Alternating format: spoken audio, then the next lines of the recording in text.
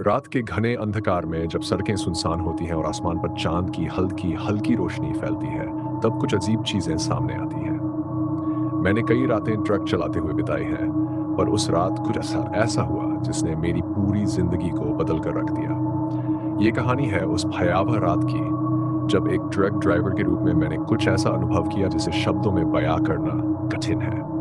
मैं हमेशा रात की शिफ्ट में ट्रक चलाने का आदी हूँ। उस रात भी मेरी एक डिलीवरी थी, जो एक छोटे से गांव से होकर गुजरने वाली थी। गांव का नाम था कालीधारा।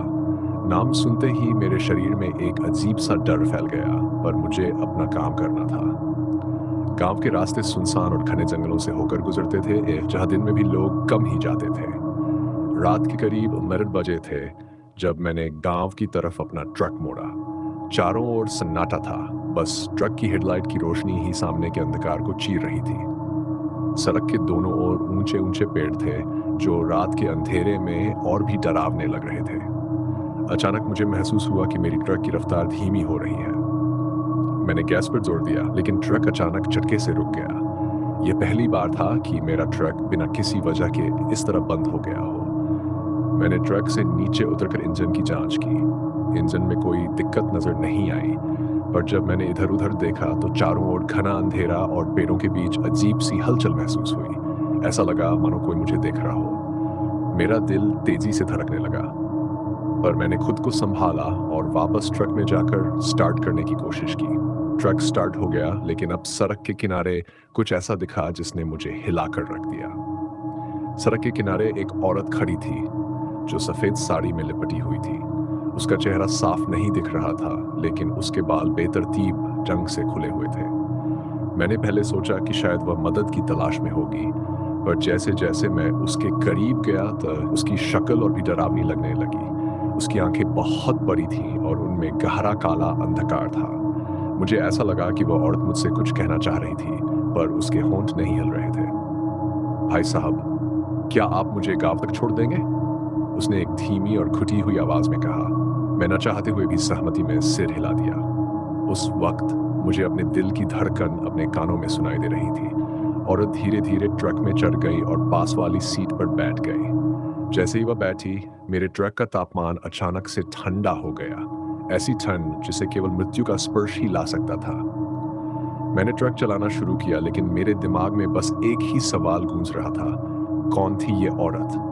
रास्ते भर वह बिल्कुल चुप रही और मुझे उसके चारों ओर एक अजीब सी ऊर्जा महसूस हो रही थी। हर बार जब मैंने उसे देखने की कोशिश की, मुझे उसकी आंखों में एक अजीब सी चमक दिखाई दी, जो मेरे रोंगटे खड़े कर देती थी। जैसे जैसे हम आगे बढ़े, पेड़ और भी घने होते गए और सड़क और भी संकरी। अचानक औरत ने मुझे इशारा किया कि यहीं रुक जाओ। यहाँ क्यों रुकना है? यहाँ तो कोई गांव नजर नहीं आ रहा। मैंने डरते हुए पूछा। उसने एक उंगली से सड़क के किनारे इशारा किया। वहां एक पुरानी टूटी फूटी हवेली थी, जो अंधेरे में और भी भूतिया लग रही थी। मेरे पूरे शरीर में सिहरन दौड़ गई। उसने बिना कुछ कहे ट्रक से उतरकर उस हवेली की ओर बढ़ना शुरू किया। मेरे पैरों ने मुझे रोकने की कोशिश की, लेकिन मैं जिज्ञासावश उसके पीछे पीछे चल दिया। हवेली के पास पहुंचते ही मैंने देखा कि उसकी दीवारों पर गहरे खून के धब्बे थे। जगह जगह जाले लगे हुए थे और दरवाजे ऐसे खुल रहे थे जैसे किसी ने कई सालों से उन्हें हाथ न लगाया हो। औरत बिना कुछ कहे अंदर चली गई। मैं भी उसके पीछे पीछे अंदर चला गया, लेकिन अंदर का दृश्य देखकर मेरे होश उड़ गए। हवेली के बीचों बीच एक बड़ा कमरा था, जहां फर्श पर लाल रंग की एक बड़ी आकृति बनी हुई थी। औरत उस आकृति के बीचों बीच खड़ी हो गई और उसकी आंखें एक बार फिर चमकने लगीं। उसकी आवाज अचानक से बदल गई और वह इतनी जोर से चीखी कि मेरे कान फटने को हो गए। तू यहाँ क्यों आया है? उसकी आवाज अब और भी डरावनी हो गई थी। मैंने डर के मारे मैंने अपने कदम पीछे खींचने की कोशिश की, लेकिन ऐसा लगा कि मेरे पैर जमीन से चिपक गए हों। वह औरत अब हवा में उठने लगी और उसके शरीर से सफेद धुआं सा निकलने लगा। उसकी शक्ल अब बिल्कुल बदल चुकी थी।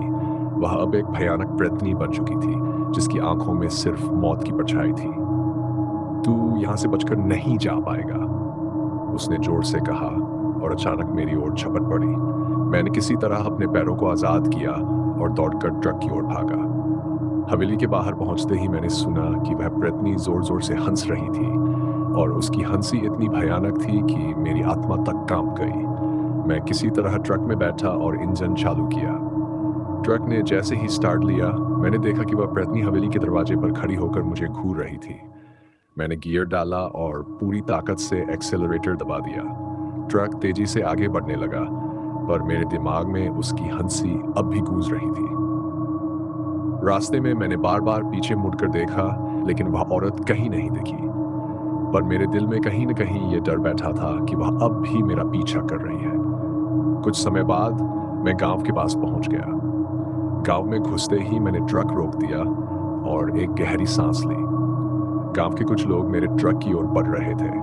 मैंने जल्दी से नीचे उतरकर उन्हें सारी बात बताई।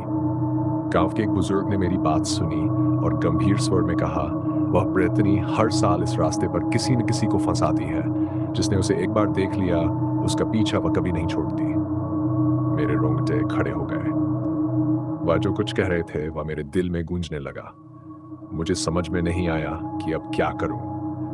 मैं खुद को सुरक्षित महसूस नहीं कर रहा था, लेकिन मुझे और कुछ सूझ भी नहीं रहा था।